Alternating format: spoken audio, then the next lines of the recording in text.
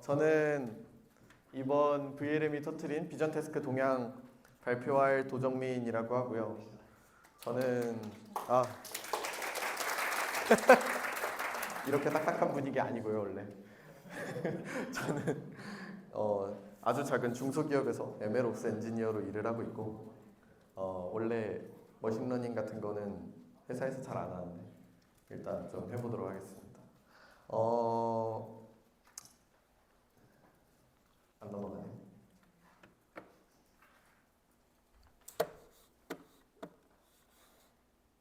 네. 여기 보이시는 단어들은 되게 LLM 관련해서 한 2, 3년 내에 되게 뜨고 있는 키워드들인데요. 보시면은 아는 단어들도 되게 많을 것 같아요. pre-train, post-train, 그리고 instruction tuning, GRPO 이런 되게 뭔가 머신러닝 엔지니어나 리서처만 알고 있던 그런 개념들이 이제는 좀 개발자들한테도 좀 친숙하게 다가와서 많은 사람들이 알게 되고 뭔가 그런 개념들인 것 같은데 그냥 넘기면 돼야겠다. 잠시만.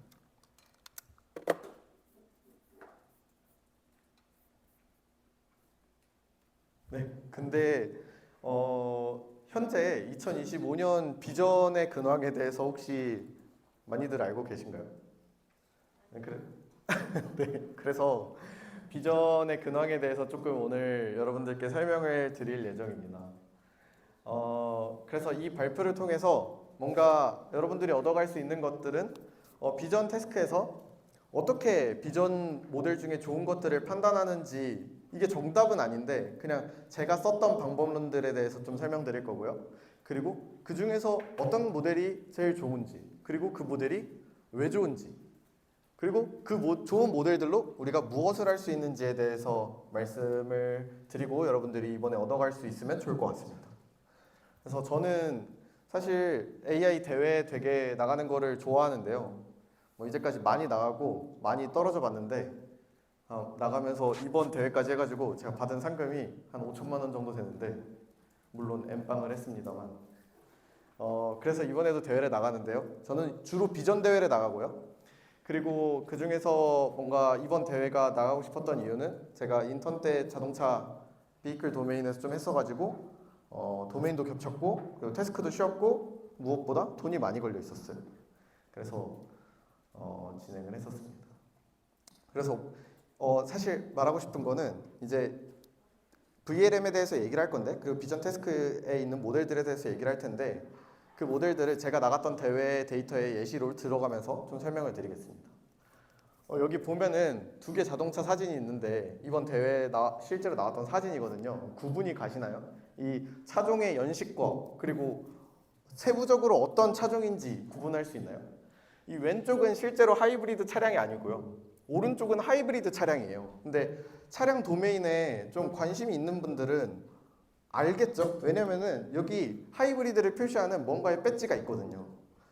그래가지고 이런 걸 통해서 우리는 좀 추측을 할 수 있습니다. 근데 저게 확실히 하이브리드인지 아닌지는 사람이 봐도 좀 헷갈릴 정도로 어려운 태스크고 그런 작은 것들을 찾아내서 분류를 해야 되는 문제가 Fine Grained Classification이고 저는 이런 문제를 풀었었습니다.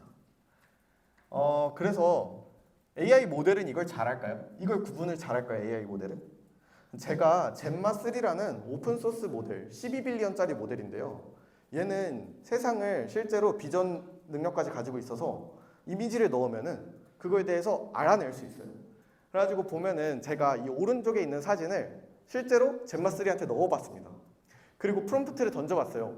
이게 어떤 자동차의 차종인지 그리고 이게 실제로 하이브리드인지 아닌지를 알려줘 라고 했을 때 여기 아래에 있는 게 젠마3의 답변입니다. 실제로 젠마3는 놀랍게도 이 차종이 K8인 걸 맞추고 그리고 배지가 보이기 때문에 뒤편에 보이기 때문에 하이브리드 차종일 거라고 말을 해줘요. 그만큼 실제로 우리가 사람이 하기도 어려운 일들을 AI가 비전 쪽에서 많이 해내고 있습니다. 그러면은 젠마3는 어떻게 이런 것들을 가능하게 할까요? 그 아키텍처를 뜯어보면은 조금은 어려워 보이지만 꽤나 간단한데요. 여기 이미지랑 자연어가 같이 들어갑니다. 젠마3는. 근데 이미지는 시글립이라는 비전 모델을 타고 하나의 임베딩으로 바뀌어서서 나중에 추론으로 쓰이게 돼요. 아, 그러면은 시글립2를 통해서 젠마3가 세상을 바라보는 능력을 가지고 있구나 라는 걸 예상할 수 있게 되죠.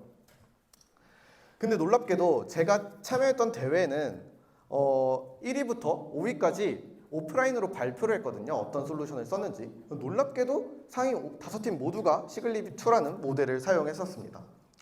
다른 모델들은 어떨까요? 이것을 잘 구분할까요? 그리고 우리가 이렇게 대형 비전 모델들은 어떻게 좋고 나쁨을 판별할까요? 우리가 보통 이제 어떤 모델이 좋은지를 알기 위해서는 리더보드 같은 것들을 많이 찾아보는데요. 되게 대표적으로 페이퍼 위드 코드라는 사이트에 들어가 보면은 이렇게 리더보드가 있습니다.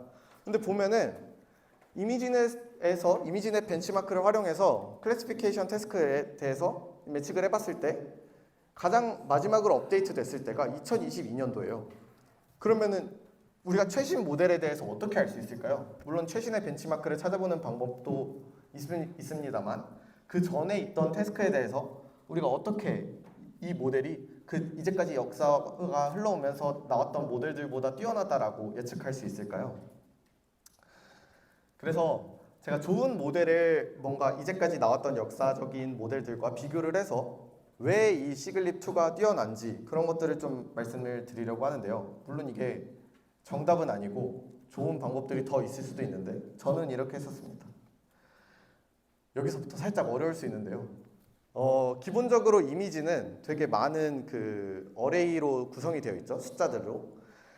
근데 이것을 2차원의 하나의 점으로 표현을 할 수 있습니다. 그래서 시각화를 통해서 우리가 이 모델이 좋은지 아닌지를 예측하는 방법을 설명을 드리려고 해요. 기본적으로 이미지는 고차원이라고 했어요. 근데 고차원일 때는 좀 안 좋은 것들이 있는데요. 우리가 해석을 되게 어렵게 만듭니다. 이거를 차원의 저주라고 해서 되게 그 머신러닝과 딥러닝을 관통하는 키워드인데요. 그런 우리가 차원의 저주라는 해결해야 되는 되게 어려운 문제가 있고 반면 이런 것도 있습니다. 고차원의 데이터를 사실은 고차원에 있는 데이터를 저차원으로 잘 매핑을 했을 때 그 의미론적인 것들을 잘 뽑아낼 수 있고 거기서 우리가 유의미한 것들을 잘 얻어낼 수 있다라는 매니폴드 어썸션이라는 게 있고요. 그래서 어쨌든 저차원으로 잘 리덕션을 해보자. 이게 되게 기본적인 키워드고 컨셉이라고 보시면 좋을 것 같습니다. 그래서 저차원으로 매핑한다 했어요. 어떻게 매핑하냐면은 데이터는 고차원인데 모델을 통과해서 저차원으로 갑니다. 이게 약간 기본 컨셉이고요. 그리고 저차원으로 가 있는 피처를 기반으로 TSN이나 뭐 PCA 그리고 UMAP 같은 것들을 통해서 시각화를 할 수 있습니다. 그랬을 때 보면은 우리가 2022년도까지 되게 유명했던 비전 모델 다이노 V2와 스윈 V2를 저희가 이번 대회에서 400개 정도의 클래스 그리고 32,000개의 이미지에 대해서 시각화를 진행해 봤을 때 분명 클래스는 400개인데 클러스터가 400개가 될까요? 클러스터링이 잘 되는 것을 우리가 다이노와 스윈 버전 2에서 확인할 수 있나요? 반면에 시글립2 같은 경우에는 시각화를 했을 때 되게 잘 클러스터가 나눠지는 것을 볼 수가 있고 이게 실제로 우리가 정성적으로 이 모델이 클러스터링을 잘하는지 그리고 못하는지 이런 것들을 좀 구분할 수 있는 척도를 만들어 주었습니다. 그래서 이런 것들을 통해서 어떤 모델이 좋고 어떤 모델이 안 좋고 이런 것들을 좀 판별을 했었고요. 그리고 되게 최근에 떠오르는 방법론인데요. 우리가 기본적으로 전처리된 모델을 가지고 와서 파인 튜닝을 하게 되는데 파인 튜닝 중에 특별히 레이어 하나를 붙이고요. 그 레이어만 학습시키는 방법을 리니얼 프로빙이라고 합니다. 이 리니얼 프로빙은 이 레이어, MLP 레이어만 학습하기 때문에 마지막 하나의 레이어만 학습합니다. 이 레이어만 학습하기 때문에 여기는 다 얼려두고요. 그래서 여기에 있는 정보들은 다 보존이 되죠. 그래서 그 얼려있는 프리트레인드 모델들은 우리가 그 모델들만 가지고 학습을 했을 때 이제 서로 간의 비교를 좀 더 용이하게 합니다. 왜냐하면 사전 모델은 다 얼려놨으니까. 그래서 이런 방식으로 정량적으로 평가를 할 수도 있고요. 실제로 이렇게 했을 때는 우리가 뭐 아웃 오브 디스트리뷰션이나 이런 거에 좀 더 강건한 모델들을 만들어낼 수 있다라는 장점도 있고 그래서 요즘에 뭐 LLM이나 그리고 되게 대형 비전 모델에서 이런 것들이 많이 쓰이고 있습니다. 그래서 일단 뭔가 우리가 이제까지 쓰던 비전 계열 모델과 새로 나오는 모델들은 조금은 다르다는 거 알았어요. 근데 뭐가 다를까요?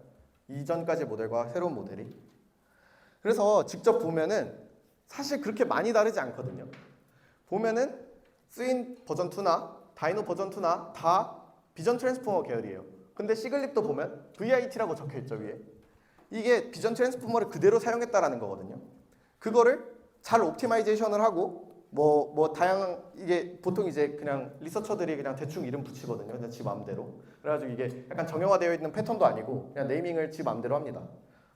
패치를 16개로 잘랐고 그리고 이미지를 512 사이즈로 넣었고 그리고 버전 2고 그리고 웹 LI래요. 근데 이 웹 LI가 뭐냐면은 이걸 프리트레인한 데이터셋의 이름이에요. 웹 LI 데이터셋. 들어본 적 있으세요? 들어본 적 없으실 거예요. 왜냐면은 이거는 구글의 사내 데이터셋이거든요. 웹으로 공개가 안 되어 있어요. 근데 보면은 이런 얘기가 있습니다. 웹 스케일의 멀티링구얼한 이미지 텍스트 데이터셋이래요. 그러니까 웹에 있는 거를 지들이 다 끌고 와가지고 하나의 초대 규모 데이터셋으로 만들었다는 거예요.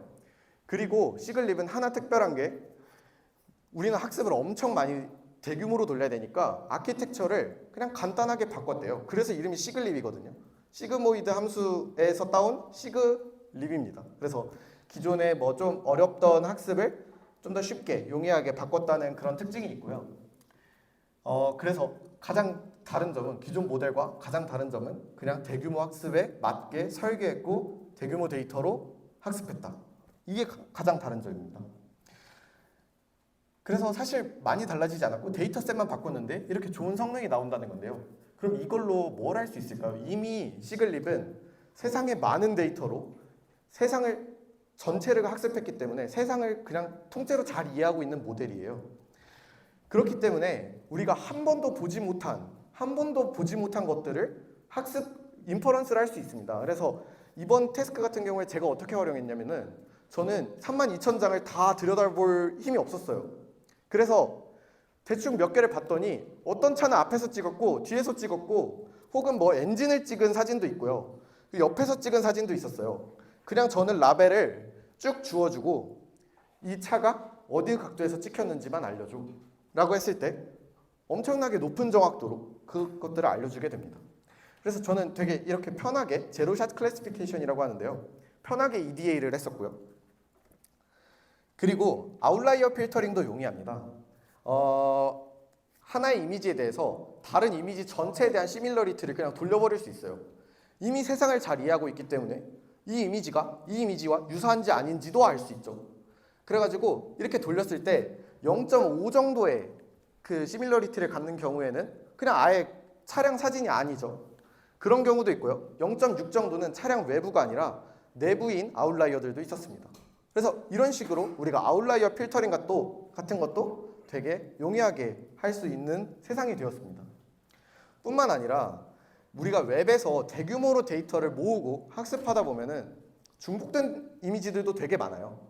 그런 중복된 이미지들도 마찬가지로 유사도 검색을 통해서 이게 중복되었구나 그런 것들을 제거하는 방법론들이 있고요. 그것도 마찬가지로 우리가 그 사전 학습된 모델로 되게 쉽게 제공할 수 있도록 허깅 페이스에서 최근에 나오기도 했고요. 툴킷으로. 그래서 이런 것들을 통해서 우리가 EDA나 데이터 퀄리티들을 개선하는 데 활용할 수 있다라는 겁니다. 뿐만 아니라 우리가 한 번도 보지 못한 데이터를 바로바로 인퍼런스 함으로써 우리는 데이터 퀄리티에 대한 모니터링과 그리고 자동화된 EDA를 할 수가 있고요. 이로써 우리는 데이터 품질을 올리고 더 좋은 데이터를 만들고 그 더 좋은 데이터로 또 더 좋은 모델들을 만들 수 있겠죠. 사실 이거를 어떻게 활용하냐는 저는 되게 무궁무진하다라고 생각을 하고 있고요. 왜냐하면 세상을 이해하고 있는 비전 모델이니까요. 그래서 여러분들이 뭔가 이 발표를 통해서 뭔가 좀 어려운 것보다도 이걸 통해서 세상을 이해하는 모델이 있구나, 그리고 내가 이걸 어떻게 활용해야 되겠구나, 이런 것들을 좀 얻어가면 좋을 것 같고, 그래서 최종 요약을 해보자면은 새로 나온 모델이 되게 좋은데 그 좋은 모델은 하나 다른 게 많은 데이터로 학습이 되어 있다. 그리고 그 많은 데이터로 더 좋은 모델들을 만들어낼 여지들이 충분히 있다라는 걸로 좀 요약을 할 수 있을 것 같습니다. 이상입니다.